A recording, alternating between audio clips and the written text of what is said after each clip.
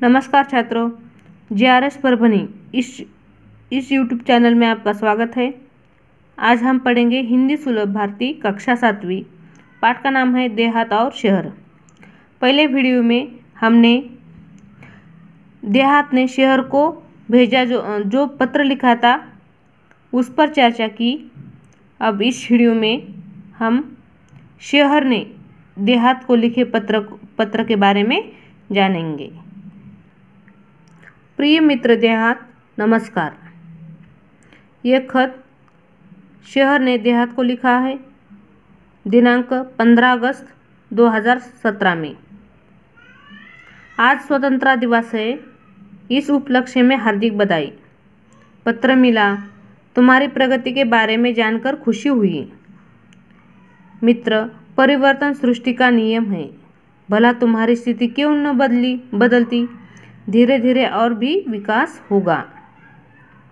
देखो, हमने पहले वीडियो में देखा कि देहात ने शहर को पत्र लिखा था और उसने उसके प्रगति के बारे में और उसकी समस्याओं के बारे में उसने लिखा था। तो देहात का पत्र पढ़कर अब शहर देहात को पत्र लिख रहा है कि तुम्हारा पत्र मिला, तुम्हारी प्रगति के बारे में जानकर मुझे क्या हुई, खुशी हुई। और परिवर्तन सृष्टि का नियम है। भला तुम्हारी स्थिति क्यों न बदलती। धीरे धीरे और भी क्या होगा, विकास हो जाएगा। धीरे धीरे रे मना, धीरे सब कुछ होए। माली सिंचे सौ घड़ा, ऋतु आए फल होए। अर्थात हे मन, धीरज रख, हर काम धीरे धीरे होता है। माली भले ही पौधों में कितना ही पानी डाले, वृक्ष पर फल तभी आते हैं जब उस फल का मौसम आता है। माना कि कुछ परेशानियां हैं। वहाँ के परिवार तेजी से मेरे यहाँ आ रहे हैं, परंतु यहाँ कर भी सब कहाँ सुखी है।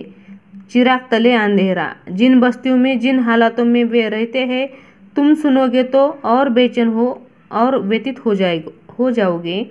मेरे यहाँ की दिन ब दिन बढ़ती भीड़ से मैं परेशान हो उठा हूँ। जिस चमक दमक की बात तुम कर रहे हो वो सबको कहाँ उपलब्ध है। तुम्हारे यहाँ से जो यहाँ आते हैं कई बार बाद में पछताते भी हैं। अर्थात देखो, शहर देहात को कह रहा है, पत्र में लिख रहा है कि माना कि कुछ परेशानियाँ जैसी की तैसी है। वहाँ के परिवार यानी गांव के परिवार शहर में आ रहे हैं, परंतु यहाँ आकर सभी खुश है क्या? नहीं। जिन बस्तियों में जिन हालात में वे रहते हैं, तो सुनोगे तो और भी व्यतीत हो जाओगे। यानी गांव को वो कहता है कि तुम व्यतीत हो जाओगे।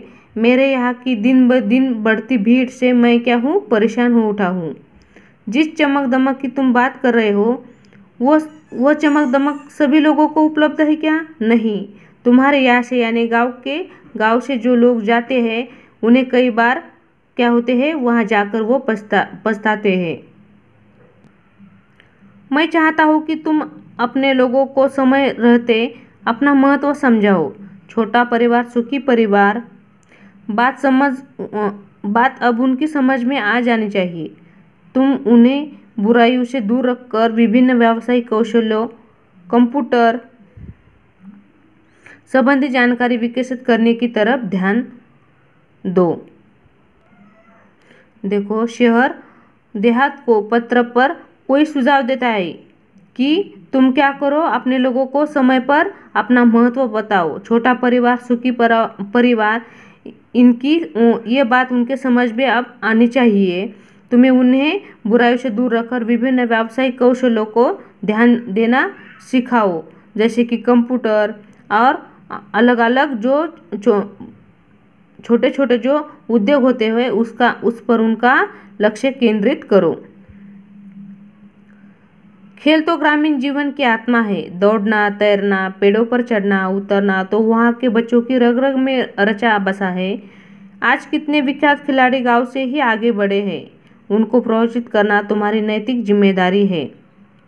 देखो, शहर देहात को समझाता है कि खेल तो क्या है, ग्रामीण जीवन का आत्मा है। दौड़ना, तैरना, पेड़ों पर चढ़ना उतरना, ये तो गांव के बच्चों के रग रग में रचा बसा है, यानी कि उन बच्चों को ये सिखाना नहीं पड़ता। इसीलिए देहात कहता है कि उनकी रग रग में रचा बसा है। आज कितने विख्यात खिलाड़ी कहाँ से आगे बढ़ रहे हैं?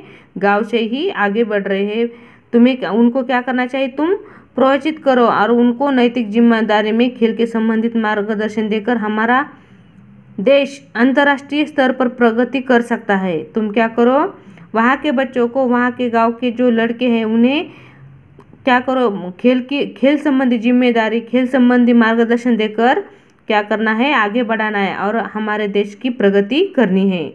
अपने गांव को एक परिवार समझकर उसे विकसित करने का प्रयत्न करो। तुम्हारे और मेरी समस्या का मूल कारण दिनों दिन बढ़ती आबादी, अशिक्षा और गरीबी है। शहर और देहात, इन दोनों का समस्या का मूल कारण क्या है? दिनों दिन, यानी कि हर रोज बढ़ती हुई आबादी, अशिक्षा और गरीबी है। मेरे यहाँ लोग रोजगार की तलाश में आना कम कर दे। तुम गाँव वालों को सहकारिता का महत्व समझाओ। सहकारिता पर आधारित छोटे छोटे व्यवसाय तुम अपने यहाँ शुरू कराओ, ताकि कृषि आधारित अनेक लघु उद्योग, फलोत्पादन, औषधीय वनस्पति की खेती, पशुपालन जैसे अनेक व्यवसाय शुरू किए जा सकते हैं। देखो, यहाँ शहर देहात को समझाता है कि तुम्हारे यहाँ से जो लोग मेरे यहाँ आते हैं काम की तलाश में, उन्हें आना कम कर दो। तुम अपने गाँव वालों को सहकारिता का क्या करो, महत्व समझाओ। सहकारिता पर आधारित जो छोटे छोटे उद्योग होते हैं, व्यवसाय होते हैं, उन्हें गाँव पर ही शुरू करवाओ, ताकि कृषि आधारित अनेक उद्योग शुरू की जा सके, जैसे कि फलोत्पादन, औषधीय वनस्पतियों की खेती, पशुपालन जैसे अनेक व्यवसाय शुरू किए जा सकते हैं। देहात भाई, कितने भाग्यशाली हो कि तुम प्रदूषण वातावरण में रहते हो। खुला खुला परिसर, न धुआं, न वाहनों की चिल्लापे, हरे भरे पेड़, ये सब चीज़ें तुम्हारे पास है। रात में तारों भरा आसमान, तो सवेरे उगते सूरज के दर्शन कितनी सहजता सरलता से हो जाते हैं। देखो, शहर क्या बताता है यहाँ पे कि हे देहात भाई, कि तुम्हारे यहाँ तुम कितने भाग्यशाली हो कि तुम कैसे हो, प्रदूषण मुक्त हो। खुला खुला परिसर तुम्हारे यहाँ है, न धुआं है, न वाहनों की चिल्लापे है, हरे भरे पेड़ है तुम्हारे पास, और रात में तारों भरा आसमान भी, और सवेरे उगते हुए दर्शन कितनी आसानी से हो जाते हैं। यहाँ शहर पर क्या है? देखो, शहर में क्या है? हम तो इमारतों के जंगल में बदल गए हैं। खुला आसमान हमारे लिए कितने अनमोल एवं दुर्लभ हो गए हैं, ये तुम नहीं समझ सकते। तुम्हारे तहसील और क्षेत्र के लोगों को चाहिए कि वे अपने क्षेत्र का सर्वांगीण विकास करने के लिए अपने जनप्रतिनिधियों का सहयोग ले। देखो, शहर क्या कहता है कि ये तुम नहीं समझ सकते कि खुला आसमान और उगते हुए सूर्य का दर्शन ये कितना मेरे लिए अनमोल है, क्योंकि जो शहर जो है वो इमारतों के जंगल में बदल गए हैं। खुला आसमान उनके नसीब में नहीं है। इसीलिए वो कहता है कि तुम्हारे तहसील और क्षेत्र के जो लोग हैं उन्हें सर्वांगीण विकास करने के लिए अपने जनप्रतिनिधियों का सहयोग लेने के लिए कहे।